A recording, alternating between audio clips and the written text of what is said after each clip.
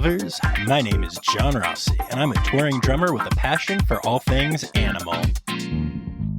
When I'm on the road, I spend as much time as possible visiting zoos and aquariums. Now, I want to share some sexy stories from those places with you. So get ready to hear all about the love and lust you can find at the zoo. You're tuned in to Rossifari After Dark. Hello there, lovers, and welcome back to another incredible episode of Rossifari After Dark, your opportunity to learn all about the sexy stuff that goes down at the zoo. Don't worry, I'm not going to do this the whole time. This is not another holiday special. But yeah, hey, y'all, it is the day before Valentine's Day.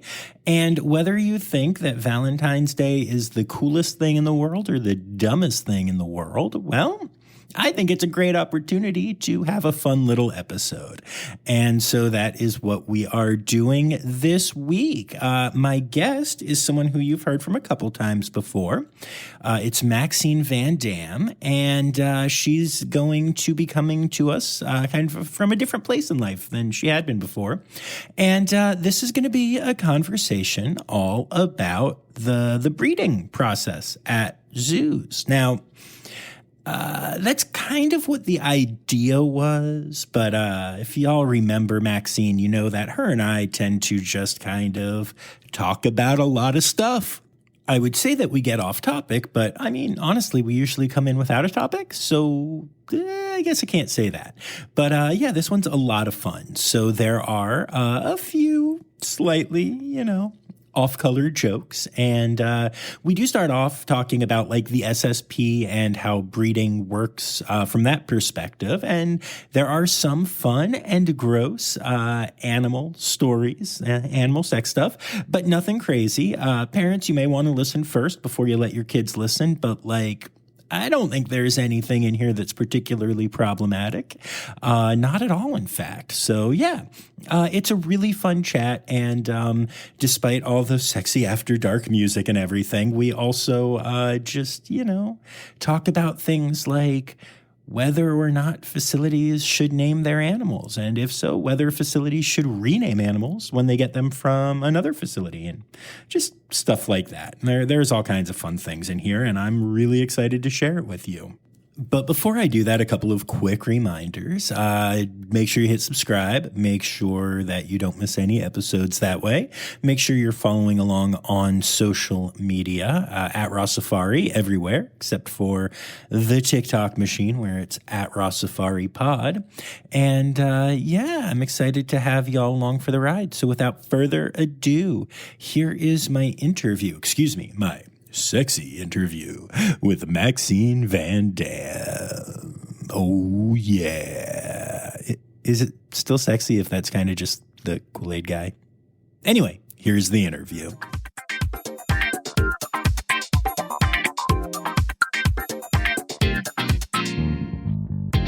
All right, so let's start off like we always do by you telling me who you are and what you do.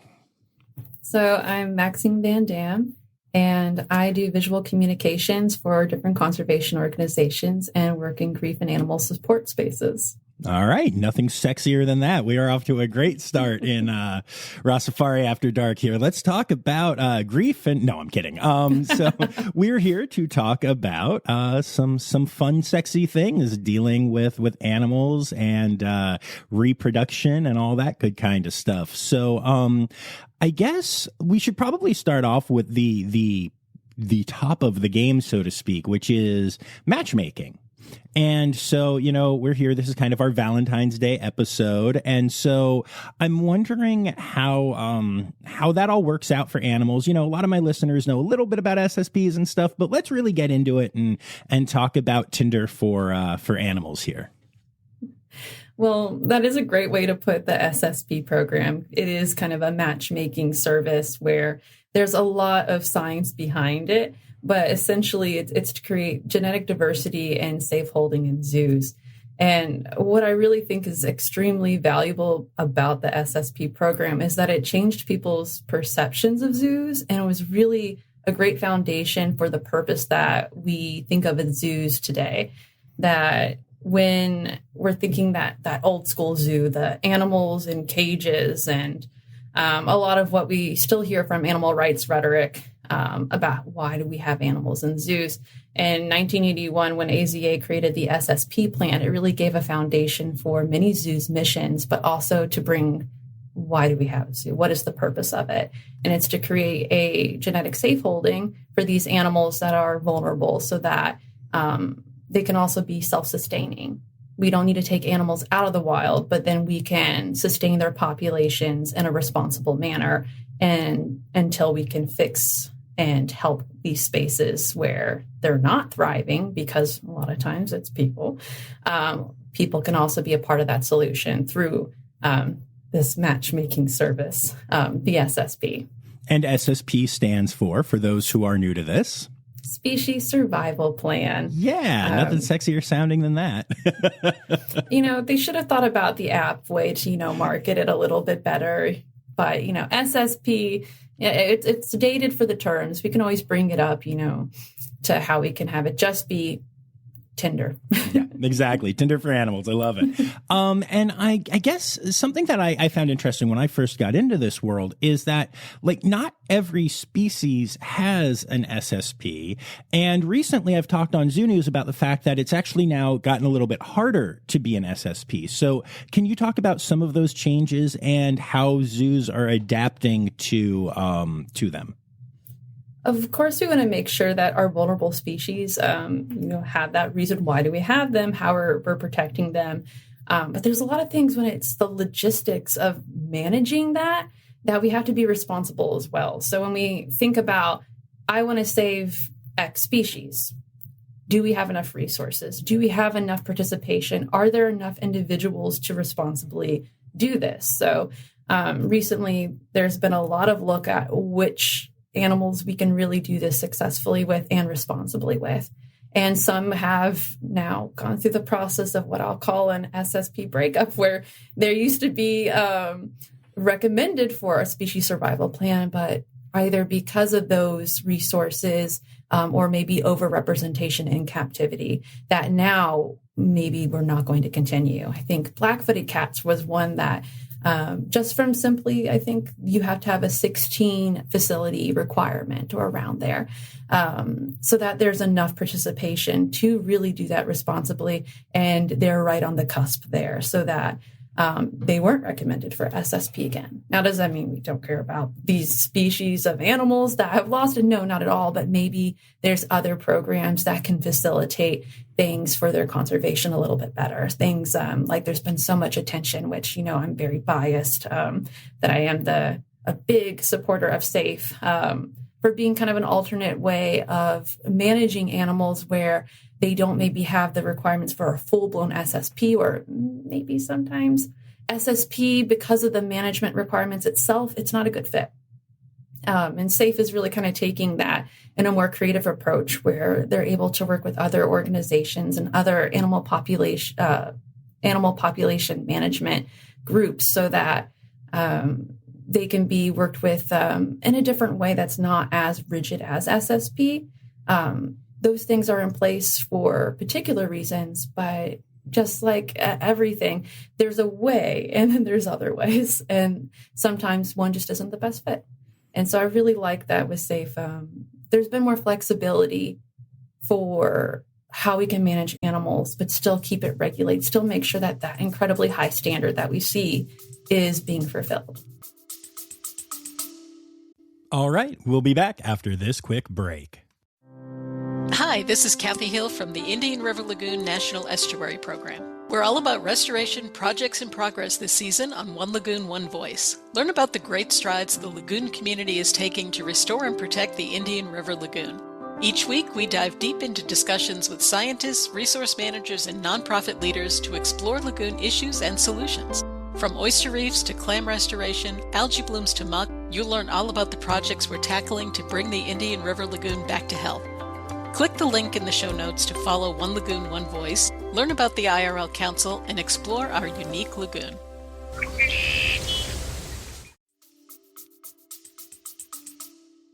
Makes sense. And again, for anybody who doesn't know, what is SAFE? SAFE is Saving Animals from Extinction. It is an AZA program.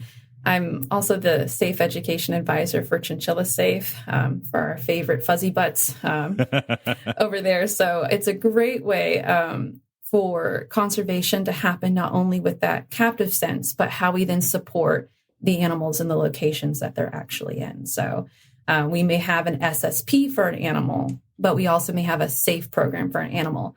And that's maybe making sure that the conservation issues on the ground can have some progress moving forward. Or with Chinchilla Safe, we're really trying to establish what is the population, where is the population to start those protection processes, so that maybe down the line, if we have a chinchilla SSP and we can do an introduction, there's a place for them to be introduced. There's something that's already put in place so that that can be a successful introduction. And SSP has had many successes. Of course, we always talk about black-footed ferrets and our golden tamarins. So there is a lot of success to be had, but that's because of that combination of captive genetic breeding and responsible practices with animal management and captivity in conjunction to a on-the-ground conservation effort that we really need to have partnership between. And that's kind of the link that we're seeing that SAFE is really helping to support. And that these animals also have your actual communities involved. It's not just people in a zoo in North America, coming in and telling people who have lived in their homes with these animals and understand them, and having, no voice. And that's something that I love, that SAFE really gives voice to the people who live in those areas. Because again, you can't really have successful conservation without people. And It's a lot of times a focus on animals. Of course, we love them, but without the people element there, it's not successful. We have to have those local communities be just as involved and invested in that protection as some outsider coming in who is really passionate about their, rare species of, XYZ. That's wonderful. Have that love, have that passion, but have that relationship too. Have that space of openness and vulnerability to have conversations, really understand, how do we sustain this? How do we support people to be able to continue to protect these animals? And that it's messy, it's not one way, one answer. So when we see SAFE, it's one answer to a set of issues that we can then create more of a dialogue, create more funding for, this type of program. And then with SSP, it's taking that other step. And I think that having a bigger acceptance of that, we need to have mess. We need to have conversations, and it needs to be not, this is the way, this is what we're doing. It's all about relationship building, which I'm going to then, bring it back to our topic today, which is kind of animal relationships. And it takes a lot of relationships between people and animals to really have successful conservation.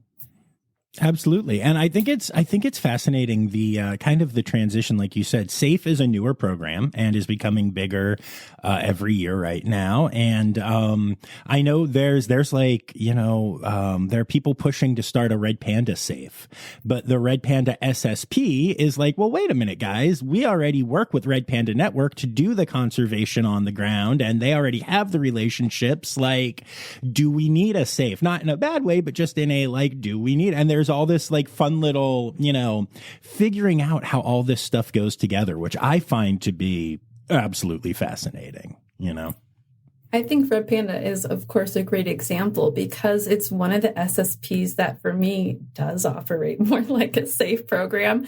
And that's kind of where SSP is, I think, where it sees its strengths and sees its weaknesses, that maybe if there was more of a traditional SSP, that then it'd be like, yes, we do need SAFE, but that one's such a robust SSP that it's kind of operating like a dual program there, which is why it has so much success. And it also has so much support, and people know about it, and people have that feel and that buy-in for this program, whereas some of the other SSPs maybe don't have that as much, but their SAFE program is really gaining that. No, absolutely. I think that's really cool. And yeah, I remember when I met Sarah Glass and then she agreed to be on the podcast early on, I felt like I was meeting a celebrity, which is it just shows how much of a dork I am. But I mean, it was cool. No, you're totally on the same ground here. Definitely. I think when you meet the people that are doing that work and bringing those communities together, they do have this type of like, oh my gosh, I'm meeting this person who's been able to pull this together and to gain that support. And so I think she deserves that celebrity status because she's really making a difference in connecting people to animals. And that takes a mindset and an openness. And a lot of it is because of those relationships with those partners, the Red Panda Network on the ground. That you can really understand this is why we're doing this. Okay, it's not just so, we love SSP because let's be honest, the baby red pandas. Babies you can't get any better than baby animals. But also that, okay, this is also having a direct effect to that area where that animal is from and that community where those people live and work with those animals. And that's remarkable. So she's totally up there. Absolutely. All right. So now that we've established the least sexy part of the conversation, I thought we could get into some of the more individual stories that you have that you can share from your career, because you've worked at some different facilities and with a bunch of different animals and have been kind enough to share some of those animals and some time with me, which I appreciate. So I'm curious if you would be able to share some stories, some breeding stories about maybe when the SSPs at an individual level get a little unique. Yes, and I've worked at AZA facilities with AZA-based SSPs. I've also worked with breeding programs, just so that we have that, genetic sustainability without having to go into the wild. So I think some of the best examples I have are from those vulnerable species. And let's be honest, birds are bonkers. They, if anyone around Valentine's Day is like, sheesh, I have to go get some flowers, some chocolate, just think whoever you need to that you are not a bird. That I think we could probably do a whole podcast just on the weird mating habits of birds and their love lives. But just from being in a program of breeding different hornbills and softbills, I have to talk about my most prolific animal I've ever met when it comes to he was going to save the whole species on his own. I worked with a breeding group of channel-bill toucans. So a smaller toucan, beautiful, noisy as all get out, of course. We have to have that involved. But for a long time, we were not having any success at my facility. That we had, I think, 6 different mating groups. You have your 2 females, your male. We tried to do a couple different combinations, big free flight spaces.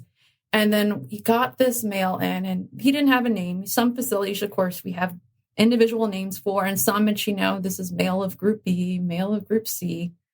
But this animal earned his name, respectively, because he was incredibly prolific. The moment that he got in there, clutches started to appear. And then we had it where, the females, we were trying to see would they, sit on nest themselves. They were not really too invested with the whole mother idea.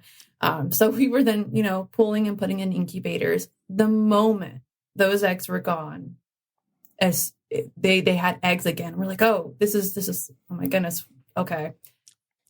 Have you had enough break there, mama? Are you doing okay? Check in, do all their health checkups, but that our male ended up getting the name Viagra. Nice. Because he was extremely prolific. The minute he could be in there, we had no success for years. Viagra got in there and we had the whole population channel. I think we had the most channel bills in captive, holding. I couldn't find any place else that had more than us. I was like, okay, now at this point, you're overrepresented in captivity. So we had to, take Viagra's Viagra away, essentially.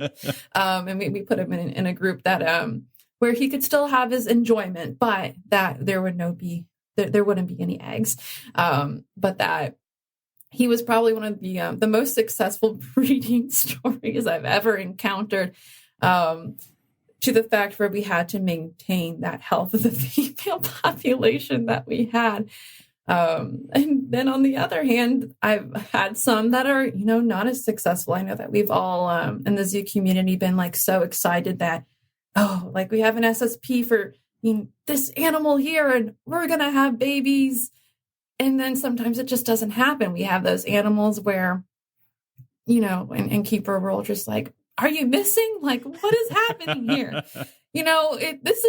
Do we need to have like an instructional diagram for those who, understand the giant panda world? Do we need to make some movies for you? Like, what do you need to get into the mood here?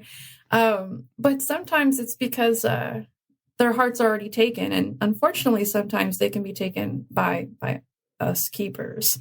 I mean, to be fair, you are a bit of a flirt. I'm just saying. So, like, are you sure this isn't your fault when this? No. I mean, I am a bird nerd and a bird lover, but I do respect the boundaries between, animal and human relationships in that regard. I'm going to make that clear for everyone in the community. Fair. Yes, I don't cross the line in case, I ever need to work with you in the future. Disclaimer. But I just broke your brain a little bit with that one. You did not see that coming. I did not. But I like to be thrown off my feet a little bit. But let's, not go down that trail. Fair. Yeah.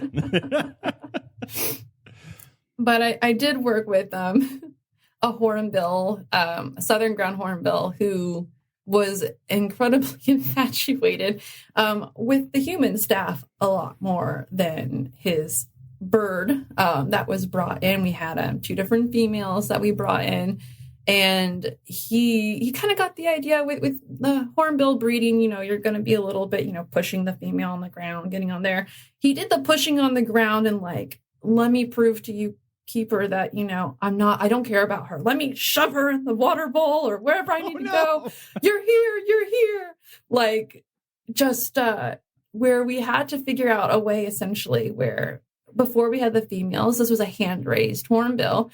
There's a lot of relationship building. There was a lot of training involved, so that there was a great relationship there from keeper and animal standpoint.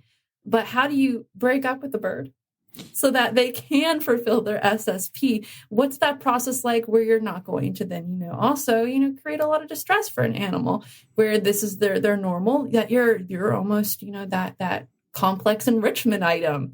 How do you kind of step aside from that and allow, that ability to maybe fulfill their breeding program in a way that isn't distressing to them either. So it took a lot of literally moving to a different area of the facility, creating a new way of introducing the females. And, with Southern Ground Hornbills, their success rate is like maybe you're getting your clutch of like 2 to 3 eggs every 6 years. So it was a long and slow breakup. But there still hasn't been success. I check it every now and then. I'm like, hey, how has he been? We all want to maybe, see. So wait a minute. What you're telling me is that you stalk your ex on social media every once in a while. Is that what you're telling me right now? It's a bird, but you stalk your ex on social media. I ask the keepers that care for them now. It's kind of like the friend of a friend. Right, yeah. Hey, I used to work at this facility with this animal. How are they doing? Are they doing okay without me? But there's a lot of investment for the species, but also I hope that eventually for that captive space and that long-term care and thinking about individual welfare, that animal is thriving as well. Because with these type of programs, of course, you're thinking about the big picture and logistics, but at a certain point, you really are bringing it down to the animal's welfare, care, and compatibility. Sometimes, I'm sure we have animals like those, are they getting what's happening? Why isn't it being successful? Is it a compatibility of those 2 individuals? I kind of like people to understand if they're they're asking, why haven't this animal had a baby yet? I'm like, well, think about it. You have, a couple, maybe dozen to 100 of this species.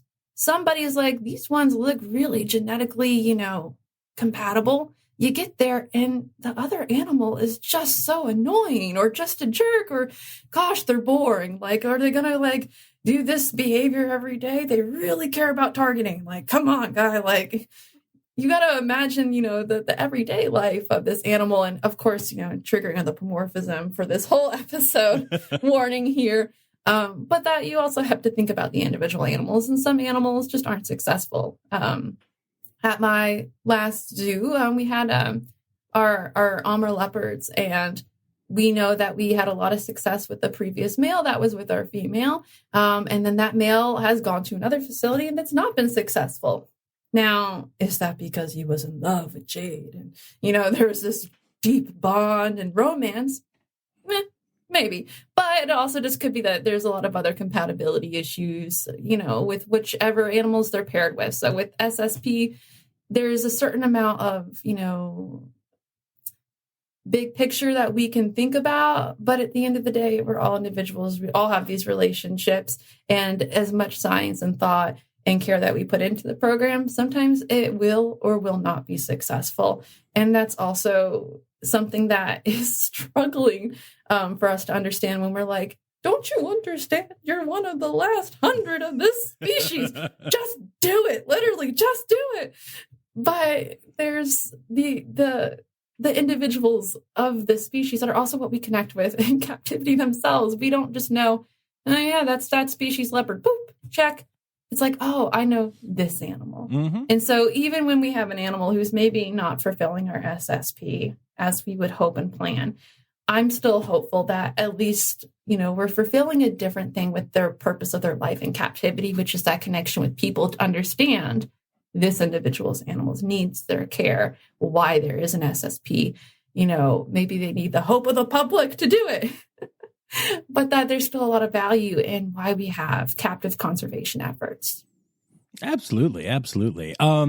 Yeah. So, it's funny you mentioned the bird thing. And one of the stories that I have heard from a bird keeper is that at Southwick Zoo, there is a bird who is really fickle and who always likes the new girl. Whenever there's a new girl, he will literally change his behaviors towards the last new girl and become infinitely easier to work with and train with and stuff, but then just spend all his time whenever he's around the new girl flirting. And that will last right until there's another new girl. And I was like, I know some guys like that. I do, it's again, anthropomorphizing, but literally I know guys who can't be in serious relationships that I am friends with because they start dating someone and then another pretty girl walks by and, it's that meme of the girl looking over her shoulder, only, in a reverse in this case. But yeah, I find stories like that so fascinating. All right. We'll be back after this quick break. What if I told you scientists discovered 100 new species in the deep ocean? Why did crocodiles survive extinction? Megalodon. How did it go extinct? Hey, it's me, Forrest Galante, wildlife biologist. You might know me from Joe Rogan's podcast or my various TV shows like Extinct or Alive and Shark Week. Join me and my friends as we dive into the wild world of animal anomalies and everything wildlife. Don't miss out. Click here to uncover these mind-blowing animal mysteries. I definitely think that they need to get a really good rotational intern program there for that bird. Just always somebody, in that 3-month internship program. I love the idea of going back to the bird that you were talking about too. Oh man, it's like a work relationship. Because you still you're still training the bird, you're still working with the bird, you still have to provide husbandry for that bird. Can you maybe talk a little bit about some of the steps? I know you kind of very vaguely did, but can you talk about some of the steps in more detail that you guys took to break up but keep a cordial working relationship? This is a PSA not to date your coworkers. A lot of it was, okay, let's start to have it be where you're scheduled. Maybe you're working that section on one day, but then you're working in a different section or with a different animal. So they're not then having that immediate, like, where'd they go? But that then you have someone else working with them and then having that rotation be a little bit higher. So maybe instead of having one consistent keeper on that routine, that you're going to have a couple of different keepers on that routine. Then also, is this a bird that, because of their really strong, relationship with just humans in general, is this one that we need to have as an exhibit animal or an off-exhibit animal? So for his case, we actually put an off-exhibit holding for a long time. And that we're saying, okay, is he getting enough enrichment? Is he getting enough stimulation? So he had a heightened kind of enrichment routine and an off exhibit with more rotational keepers. Now, he still hasn't been successful, but these are steps that we can take so that we don't cause, of course, distress to the individual animal, but then we can kind of do a nice, slow, easy breakup for them in a way. But animals are very, when they're in that captive context, it is hard to not anthropomorphize, and it is hard not to see it as a relationship that you're going in and establishing and building every single day. I think that that's a pro to be able to do that in a responsible manner, and then understand, because when we have relationships and it's not just a representation of a larger group, we're going to do a different type of care. And I find that a lot of the zookeepers that I have learned the most from and that I see are doing just incredible work and have so much respect for are those that have these relationships with these animals.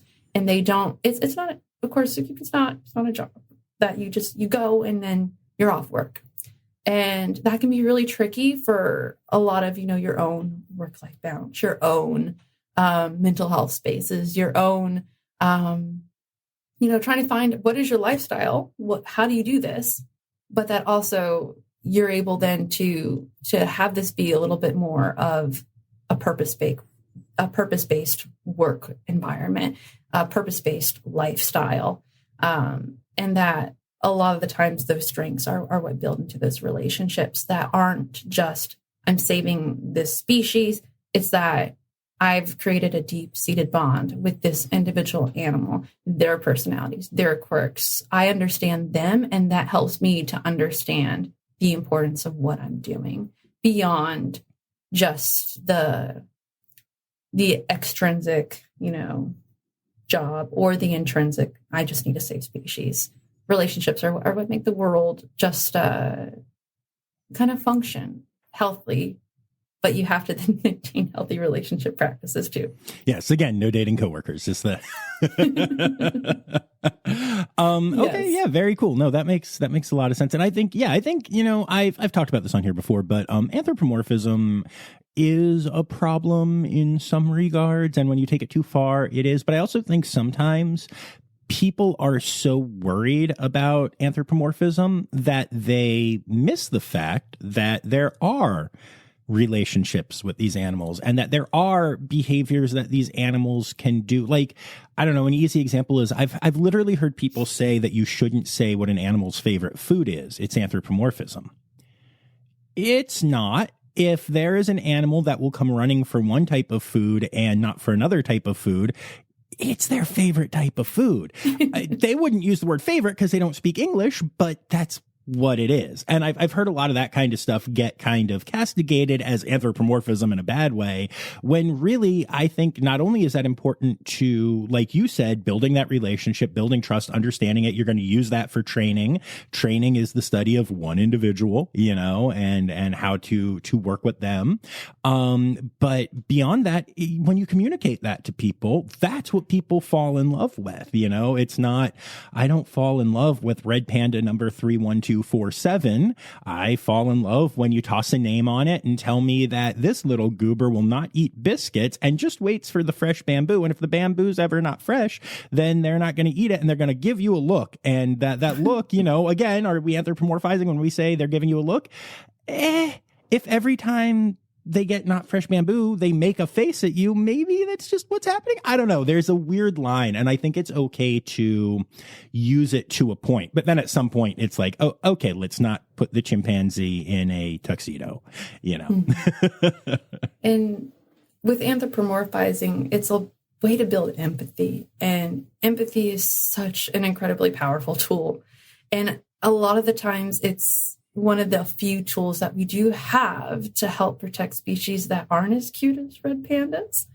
When you have to care about a prehensile-tailed skink, for example, tell me the steps to fall in love with a skink.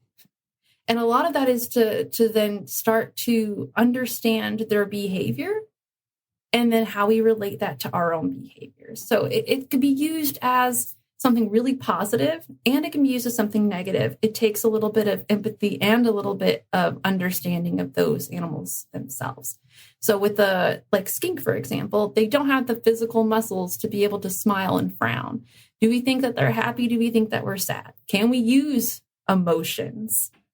When you're using, like, you know, they wouldn't call it their favorite food. Maybe emotion isn't the exact perfect term, but we don't have an analogous term for that. Right. Can animals themselves have empathy? What can they feel? So we have to sometimes use our own human language to describe things that we see, physiological, you know, experiences that are similar to ours. You know, when we're anxious, we have our temperature go up and our heart rate, you know, increase. We're seeing something similar. We're going to use this human word for that, but then we can understand, but that their emotion, does that then make it where it could be harmful? I think the easiest thing to say harmful is when you see a lion sleeping and you hear the family that comes by and says, oh, he's so sad. Is that lion sad, or is that natural behavior of a lion to be sleeping in the middle of the day? Right. Yeah. So we can use this to understand, oh, well, I think that this snake is really, you know, happy because he's not in a ball when he's a ball python. And even though I can't see him smile or frown because of the muscles in his face, I understand their behavior may mean this feeling. And now I can understand them a little bit more from a human to a reptile. And that makes me care a bit more. That's really positive anthropomorphism. Mm-hmm. So it's that combo. No, yeah, it's an interesting line. I found, you know, one of the things that I do a lot when I'm at a facility is if I hear people talking, like you said, I will pipe up if I feel like it and if I'm reading the room and it seems like an appropriate thing. But like, you know, like you said, if somebody said, oh, that lion's sad, it's sleeping in the middle of the day, I would pipe up and go, oh, yeah, actually, lions sleep in the middle of the day. If we were in Africa right now, you'd see the same behavior, you know, only there'd be a lot more scars on the body and stuff because life is harder out there.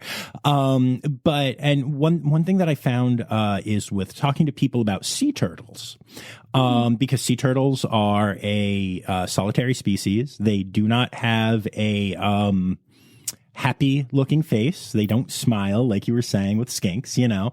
And I've heard a lot of people at aquariums over the years be like, oh, look at that sea turtle. It's so sad. It's all alone. And if I say, well, actually, sea turtles are a solitary species, and so that's kind of what they, you know, are used to and what they would prefer. It doesn't always land as well as if I say, actually, sea turtles like being alone. They're kind of like that grumpy friend that we all have who likes to like not go to parties and stuff. They're just not very social. They're kind of antisocial. Now, is that anthropomorphizing? Yeah, it is. Antisocial is a weird phrase to use for a sea turtle, but it gets them more engaged. And as opposed to them looking and being like solitary species, I'm a science nerd. It's something they can connect with, and it does make a difference. So yeah, I think it's an interesting line for sure. You know, and I think that that's something that when we're looking carefully at the language that we use around animals, like, we don't want to use this is their favorite food. We don't want to use this because we want to be the most accurate possible for the animal. Again, that's then taking away the fact that we need relationships between animals and people to make conservation happen. So for me, I'm always going to lean on the side. If you have an 8-year-old kid who's at the zoo and they're saying like, oh, this animal, he's, you know, he's being funny, he's being silly, he's doing this. I'm not going to take that excitement, that energy, that connection that they're feeling Or, when we have an animal, my last facility, we had a giraffe that if you were wearing a black polo like every employee, that giraffe is going to come up and they're going to think that you have food. But this experience, I brought a friend, they were wearing the black polo and they had a moment.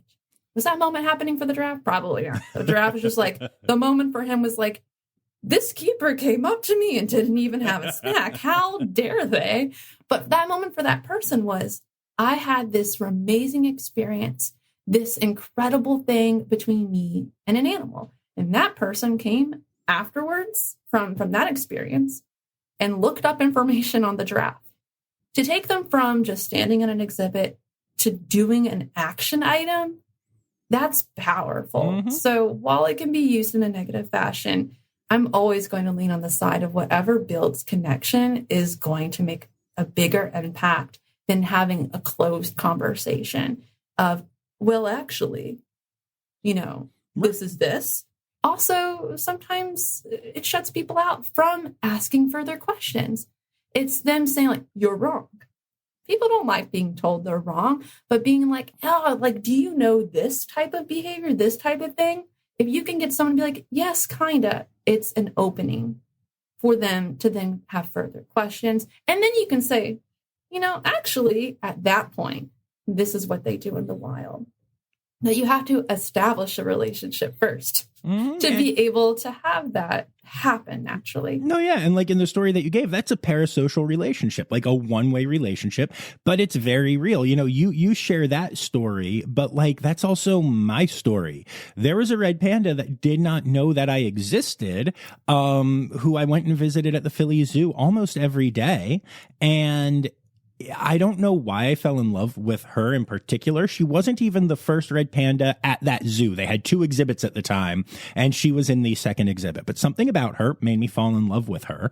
And that's when I started doing more research into red pandas. And that's when I started talking to zookeepers more because I wanted to learn about her, which led to me starting to talk to other zookeepers, which led to me starting Rossifari. And now, like, not only this entire journey that I'm on, but the thousands of dollars we've raised for conservation and the, hundreds of thousands of downloads of this information that has been shared with people and stuff all came from that parasocial relationship. And yeah, so they really do have a powerful impact. And I do think you're right that getting rid of that kind of thing, can be problematic, while at the same time you can't go too far with it. It's definitely a balance. But yeah, I'm like the ultimate example of that, as I'm here in my red panda hoodie and my red panda t-shirt underneath and my penguin pants that I'm wearing right now. Like, all of that comes from falling in love with these animals, and the more educated that I get, I still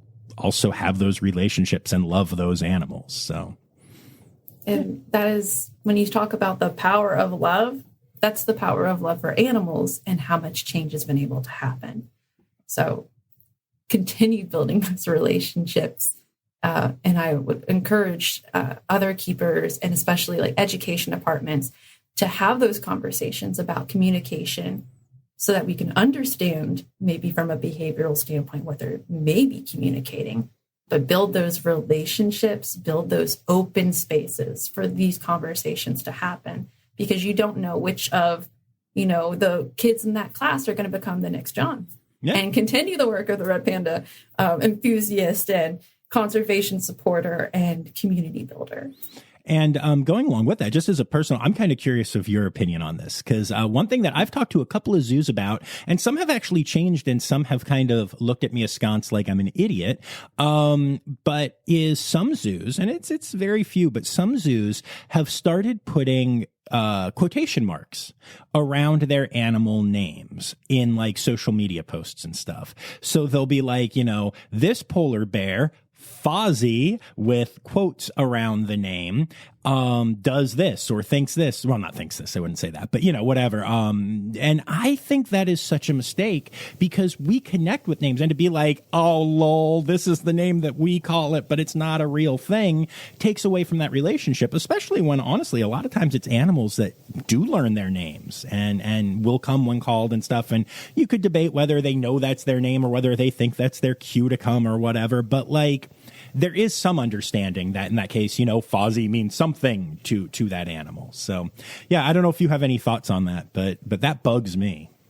I definitely do. Again, this seems like, let me put this aside. Let me close this off. Those quotations literally separate whatever that post is away from the rest of the connecting piece. And when there's a big conversation, especially with ambassador animals that you could have a more like even intense close-up interaction with it. Should they have names? Should they not have names? You connect more with names. So I'm on the side of connection. I'm on the side of build those relationships with animals. I don't like personally to separate that and to keep it cold and clinical. And also from just my own personal philosophy around animals and understanding of relationship building, that when we break it down almost to this is Latin name, this is number, it's really also a patriarchal approach to animals, which is exclusive. A lot of the times, the way that we're interacting with animals, we need that science, we need things, but that we can also have, when we're looking at kind of, masculine and feminine traits, considering like, it's a soft approach to have empathy in this type of language with an animal. This is science. This is important. This is conservation. It's almost used again as another way to close off relationships, communities, and groups. And that's something that doesn't rub me the right way. I want things to be as open, inclusive. I want to have communities. I want to have conversations. And putting something in quotation marks, just if you read it out loud and you put that gesture, it means something different. If I say, this person's nice in quotation marks, you read it like that instead of saying this person's nice. Mm-hmm. Yeah, every time I've seen it, and when I read the post, like that's what my brain does. It literally, like what I said, it's not like this polar bear, Fozzie. I go, this polar bear, Fozzie. Like dummies call it Fozzie, and it actually makes me feel like disconnected. Exactly what you said. So I think, yeah, okay. I was just curious. I didn't plan on bringing that up in this episode, but it does definitely fit the overall conversation that we're having. So yeah, that makes sense. But I do want to take it back to at least one more kind of fun, sexy story of silly breeding that you have. So, well, not that you have, but that the animals have. So. That's a different podcast, John. Oh, that's we could do an entire, as people who are friends and have even hung out outside of the animal world a little bit, we could do an entire podcast about you. Why, thank you, I think. Maxifari? Put that in quotation marks. Yeah, that one's going in quotation marks. No, but so tell me another fun story. So I kind of was thinking before being on the show today, what are some of the weirdest breeding animals or courtship habits? And porcupines, man. Really? Porcupines have a disgusting courtship relationship. It's foul. It's I've worked with breeding pairs of prehensile tail porcupines, the Brazilian porcupine. I at first didn't know this is just these individuals. Is this species? What's going on? But as a caretaker, the smells, I know any porcupine keepers here, you probably are smelling them now just to the mention of the word porcupine. For the public that doesn't have the privilege of sniffing porcupines, they smell like a combination of like a locker room and like just mold. It's so intense and bad that at the facility there was a really nice indoor exhibit, but because of the smell, people would sometimes be like, what's wrong with this place? And it was just their natural smell. But they were also a breeding group, and basically once a year, the females can breed for like a window between 8 to 12 hours. That's it. Wow. And they produce a smell that calls. They're like, it's the 8 to 12 hours. Get in line, guys. Like, this is time, now or never. And so they produce a mucus that is just BO, rotten egg, foul scent. But even worse, I mean, once a male finds their lovely lady by the scent, just stench, awful stench. Their way of reciprocating is to have projectile concentrated urine and just to pee all over her. So if you have to deal with breeding porcupines, first, oh God, it's time. You smell the female, you prepare. Then the males start it's not like a normal, we're tinkling. This is spray, fire hose, dark, stinky porcupine pee all over her, and she loves it. And then if she accepts the male, then she won't let the male stop copulating until they're almost passed out of exhaustion, because again, only 8 to 12 hours. And then once that porcupine is exhausted, she just goes to the next one if there's one available, until that or that window between 8 to 12 is closed. The year has been successful. And then hopefully you have a cute baby porcupine. And of course, if it's a prehensile-tailed or Brazilian porcupine, they're some of the cutest babies. They come out orange.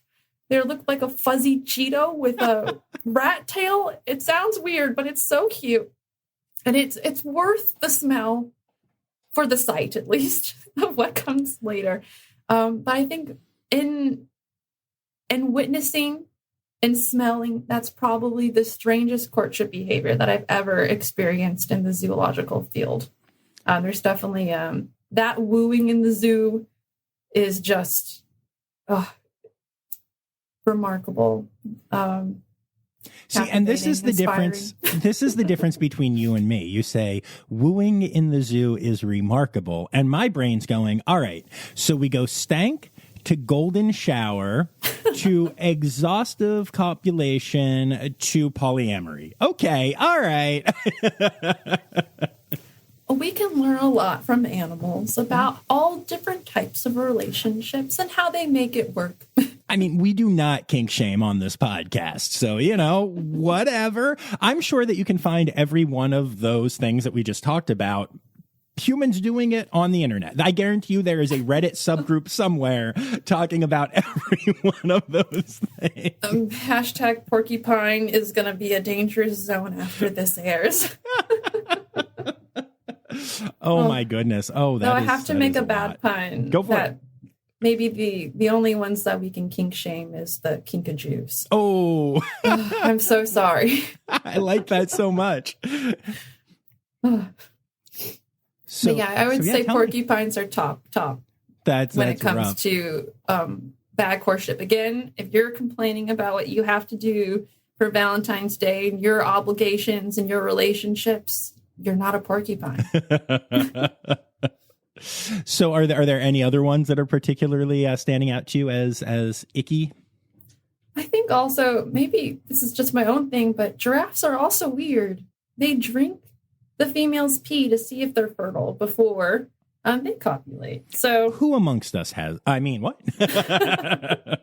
I actually, before I knew this, it was really in the dark ages of my career when I was a little tiny intern at the Riverbank Zoo and Garden, and they had kind of like a hidden little area close to the giraffes where I would have my lunch and kind of sit there like taking my break. And then I saw just the giraffes drinking each other's pee, and I was like, what is happening? Like, I thought it was just like, there's something wrong.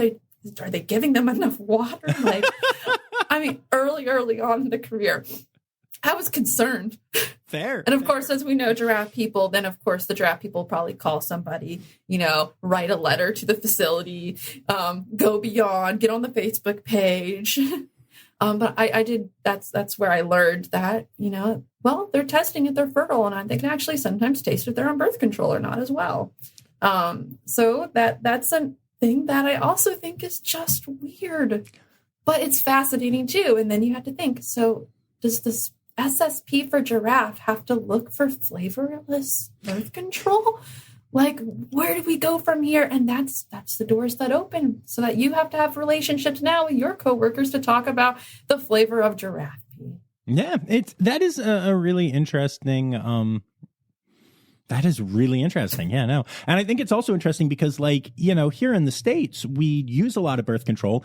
In other places, including in like European zoos and stuff, they won't do that. They let them breed naturally and just cull the population. And to me, that sounds very cruel, but there are arguments for it, including that, you know, reproducing is a natural part of the life cycle of a lot of these animals. And a lot of them don't keep their young with them. So it's not like culling will like make the mommy be like, oh, I miss my baby.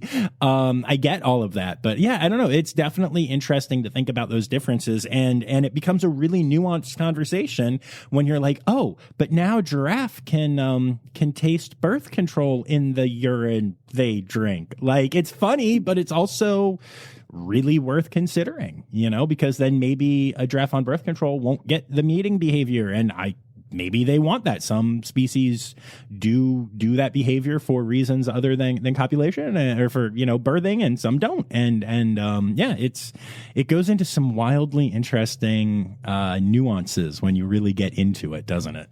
Mm-hmm. And I think that's kind of that zoom in, zoom out, where you're looking at those individual animal relationships to the logistics. And, you know, when a program is, you know, how we look at an SSP, a lot of people will be like, how do you mean you have an SSP for this animal if, you know, we're culling them? Well, what are our resources? Can we do this responsibly? And so again, we're in this space where we have to kind of hold these two sometimes opposing, you know, feelings in ourselves to help. And that's again, where do we put our empathy? How do we have a way to floodgate and you know, siphon the strength of these things? It's so tricky. And that's also why conversation is so important in relationships between people and animals. Our conversations between different ideas of how to care for them in captivity. Us in the conservation and zoological fields, how do we have these conversations with each other as well? I think a lot of things to consider, too, is when we're speaking out loud in these environments and we say kind of like, oh, well, we shouldn't anthropomorphize, we shouldn't empathize, we shouldn't do this. This is, you know, this way. What voices are you also then shutting out from your own, maybe, you know, coworkers that you can learn from different perspectives? That, again, conversations then are going to change the way that the course of conservation, especially in captivity, really looks. And I'm really enjoying conversations that I'm hearing from newer zookeepers and interns that are coming in and kind of shaking this up in certain ways. And then how the responses are and how we build with the mind of what is the future of zoos. I think it's incredibly valuable and important. So relationship building between animals, between people, I think that's the theme. Yeah, no, absolutely. And I think, I mean, that's one thing I've been intrigued by is, you know, I talk to all these different facilities and not just the official channels, but I have fans at facilities that I haven't had on the podcast or people that become fans when I've been to their facility, and then we get to know each other. So they tell me stuff behind, you know, like what's going on behind the public view. You know how it is. And I have this. I think we've had a lot of those conversations. We have had a lot of those conversations, yes. And I have this insane perspective now of having talked to people about how things are done at, I don't know, 80, 90, 100 facilities, more once you get into the conservation centers and stuff like that. And it gives me some interesting perspective. And there are some things where, like, I try to be helpful with certain things, and I'll reach out to a facility, kind of like the names and quotations type thing. I've talked to some place, and they're like, who the heck are you? And I'm like, a guy who has learned what has worked at, you know, 70 other zoos. Maybe, I'm not saying I know all, but like, maybe my collective knowledge here is helpful. Like, you know, and if those relationships are built further, like, I love the AZA conference. I've gone the last 2 years. I hope to go again this year, because you see all these people collaborating and talking and having these discussions. But then a lot of the people that go, the high level people go every year. A lot of the other people go every couple of years, maybe. And the conversations don't really continue that much. Sometimes in the private Facebook group, and sometimes in, the listservs and stuff, the boards. I mean, I'm an AZA member. I have all that access, but it's such a smaller amount of the conversation than I'd like to see. And yeah, so I hope that relationship keeps growing. One of my dreams for kind of the zoo industry is that we'll keep realizing that it's global now, and it's the internet matters. And, when you have a group of fandas that is 20,000 people deep on Facebook, and you do something that they don't like about one of the red pandas that's popular, and I don't mean bad husbandry, I mean changing a name or something like that, you're literally hurting your standing with 20,000 people who are willing to make donations and who are willing to share about your facility and who are willing to travel sometimes to see your facility. And I think zoos and the people in them need to stop looking locally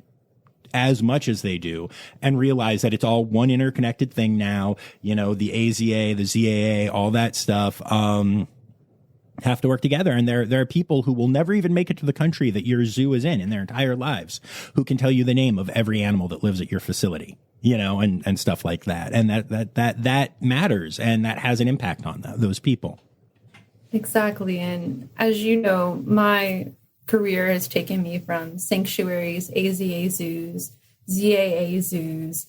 I've worked in both private facilities, that there are so many voices and things that I've learned from each of these places that if I came in without an openness, that I would have missed on something that just was incredibly impactful, and that we have to be open.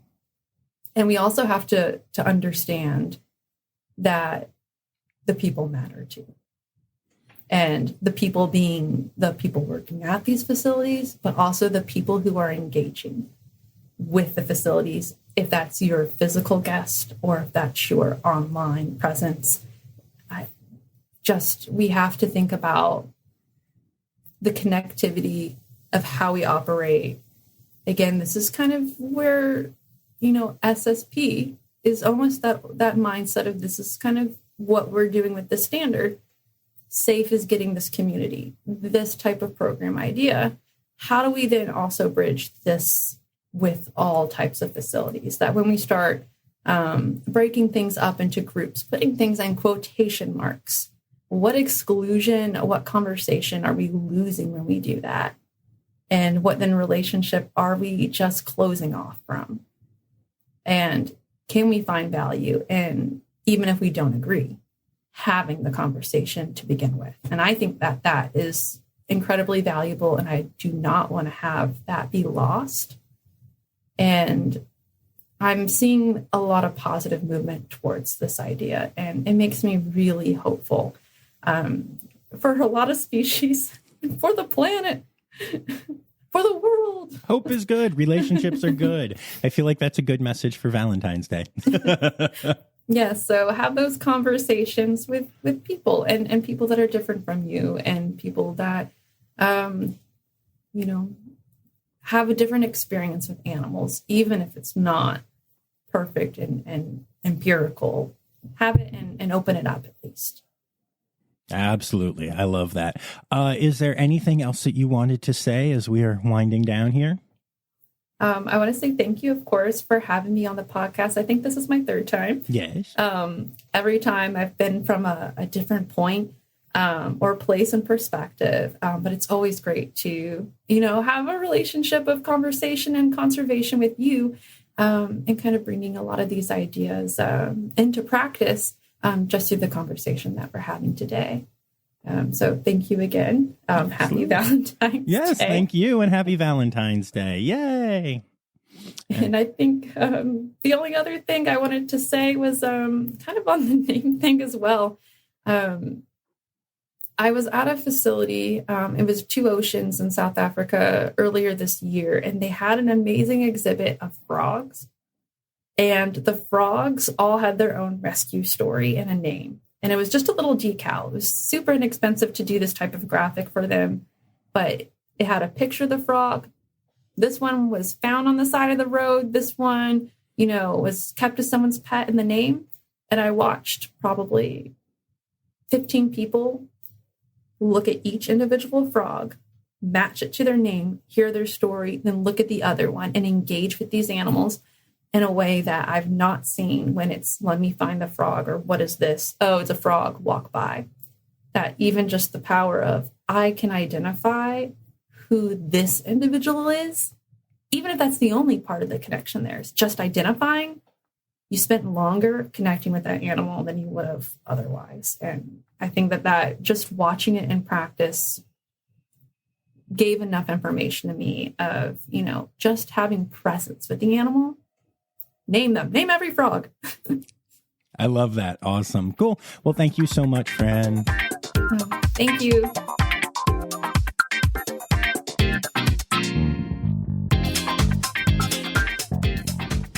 There it is, folks. Rossifari After Dark. I hope you enjoyed hearing what it's like if you're trying to hook up with a horny porcupine. Okay, I just can't keep this going.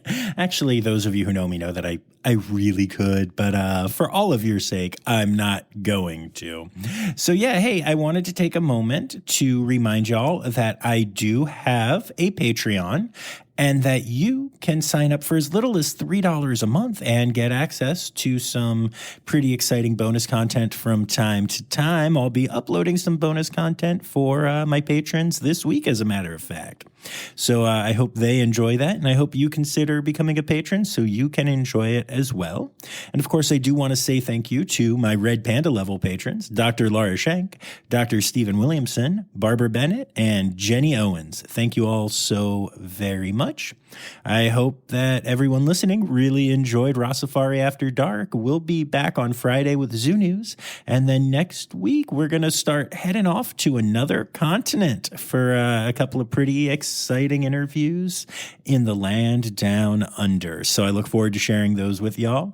And until then, remember, friends, the words sexy credits backwards are Styderk Yexus. The Rossifari podcast is produced, hosted, and engineered by John Rossi. Editing and fact-checking by John and Dr. Zoe Rossi. Our theme song is Sevens by Nathan Burke, performed by Nathan and John. Interrupting John theme and additional voices by Taylor Isaac Gray. You can reach John directly on Instagram and Facebook at Rossifari, or by email at rossifaripod@gmail.com. Rossifari is part of the Daydreamer Media Network. Now, stop listening to me and go visit a zoo.